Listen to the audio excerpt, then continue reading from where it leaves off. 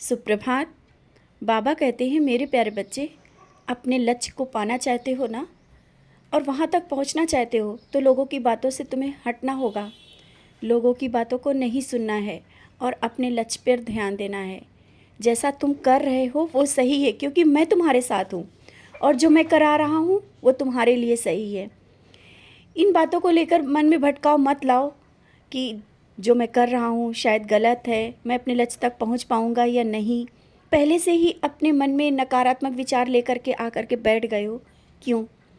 मैं तुम्हारे साथ हूँ, मैंने तुम्हें पकड़ा हुआ है, तुम्हें एक नई रास्ता दिखा रहा हूँ और वहाँ तक ले जाता हूँ। तुम्हारा विश्वास जब डगमगाने लगता है, मैं तुम्हें साक्षात रूप में आकर के किसी न किसी रूप में आके थाम लेता हूँ, फिर भी तुम डगमगा रहे हो।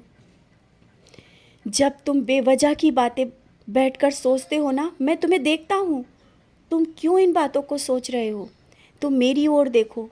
इन बेवजह की बातों में सोच करके यह समय को बर्बाद करके जो तुम करना चाहते हो ना, वहाँ तक शायद नहीं पहुँच पाओगे। मैं आज फिर से कहता हूँ, तुम जो जहाँ जा रहे हो, जैसा कर रहे हो, जो रास्ता तुम्हें दिख रहा है, जिस तरह से अपने रास्ते पर जा रहे हो वो सही है। उसमें संशय मत लाओ कि वहाँ तक पहुँच पाओगे या नहीं। पहुँचाऊँगा तो मैं। जो नाकामियाँ मिली हैं, जो अभी तक के तुम्हारे मन में विचार आ गया है कि तुम कभी भी सफलता पा ही नहीं सकते। किसने कह दिया कि तुम सफलता नहीं पा सकते? तुम्हारे मन ने। तुम्हारा मन विचारों से भरा हुआ है, जो कि कभी हाँ और कभी ना कहता है। मेरी ओर देखो, मेरी नज़रों में देखो। क्या मेरी नज़रें तुम्हें ये जवाब दे रही हैं कि तुम सफल नहीं हो सकते हो? तुम सफल हो सकते हो, हर एक कार्य कर सकते हो। कौन सा ऐसा कार्य है जो मनुष्य नहीं कर सकता है? और जब तुम लोगों को समझाने की कोशिश करते हो मेरे बारे में या धर्म के बारे में, और लोग अनसुना करते हैं, तब तुम्हें जो ये गुस्सा आता है ना, इस गुस्से को, मन को शांत करो। मैंने कहा ना, धर्म और ग्रंथ उसी को समझ में आते हैं जिसे मैं चाहता हूँ, जिसे सृष्टि चाहती है अपनाना, तभी वो सब चीज़ें समझ में आती हैं। तो तुम्हें मैं समझा रहा हूँ ना, धीरे धीरे वो समझ में आ जाएगा लोगों को। तुम समझाने के लिए इतना परेशान मत हो, और जिस रास्ते से उन्हें मैं ले जाऊँगा ना, शायद तभी उनको समझ में आ जाएगा। तुम निश्चिंत रहो। तुम्हारे जीवन में जो ये अभी उथल पुथल का माहौल बन रहा है ना, कभी एक पल लगता है कि हाँ सब कार्य हो जाएंगे, कभी एक पल ही लगता है कि नहीं। ये जो विचार हैं, जो तुम्हारे मन के नकारात्मक विचार हैं, यही अंदर तूफान मचा रहे हैं। अपने मन को शांत रखोगे ना, सब रास्ता दिखेगा। जो तुम करना चाहते हो वो लक्ष्य भी आगे दिखेगा। घर की छोटी छोटी समस्याओं को लेकर भी तुम बेचैन होने लगते हो कि कैसे होगा, क्या होगा, बच्चों का क्या होगा। बच्चे मेरे हैं, तुम मेरे हो, तुम्हारा परिवार मेरा है, तुम्हारे हर एक सपने मेरे हैं। तो जब तुमने मुझे सब सौंपा है तो तुम क्यों सोचने के लिए बेताब होते हो? तुम क्यों इतना परेशान होते हो? क्यों रोते हो इतना? अच्छा बताओ, क्या तुम्हें अन्न और वस्त्र की कभी कमी होने दिया है मैंने? तुम कहते हो ना कि पापा मेरे पास कुछ भी नहीं है। मैं नहीं हूँ तुम्हारे साथ। ठीक है, मैं नहीं हूँ। कभी भूखा मैंने सुलाया है तुम्हें?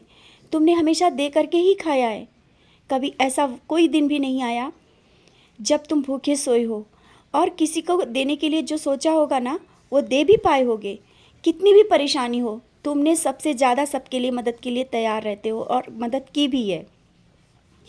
फिर तुम कहाँ से तुम कमज़ोर हुए, कहाँ से तुम परेशान हुए, ये तुम मन में सोचना। क्योंकि तुम्हारा साईं हर पल तुम्हारे साथ है, और तुम्हें कभी भी कहीं भी झुकने नहीं दूंगा। तुम्हारे परिवार को, तुम्हारे बच्चों को और तुम्हें हर एक पल मैं अपने छाँव में रखता हूँ, अपनी नज़रों के सामने रखता हूँ। बस तुम मुझ पर विश्वास करो। जब तुम्हारा विश्वास डगमगाने लगता है, तभी परेशानियाँ आकर के चारों ओर से तुम्हें घेर लेती हैं, क्योंकि वो फिर परीक्षाओं का दौर चलने लगता है। जितना विश्वास मुझ पर करोगे ना, परीक्षाएं उतनी ही कम लगेंगी, और कब तुम उन परीक्षाओं से बाहर निकल आओगे तुम्हें पता ही नहीं चलेगा। परीक्षाएं कम देना है ना, तो विश्वास को मजबूत करना होगा। विश्वास मजबूत रखो। जो परेशानियां हैं वो तो पल में जाएंगी, वो रुकने के लिए नहीं है। तुम्हारे घर में कोई भी परेशानी ज़्यादा दिन तक नहीं रुक सकती है। मैं बैठा हूँ, मैं हूँ तुम्हारे घर में। और जो भगवान है, सब तरह के भगवान हैं। सबकी पूजा करो। ये मत सोचो कि किसकी करूं, बाबा की करूं या और भगवानों की करूं। मैंने कहा ना सबका मालिक एक है।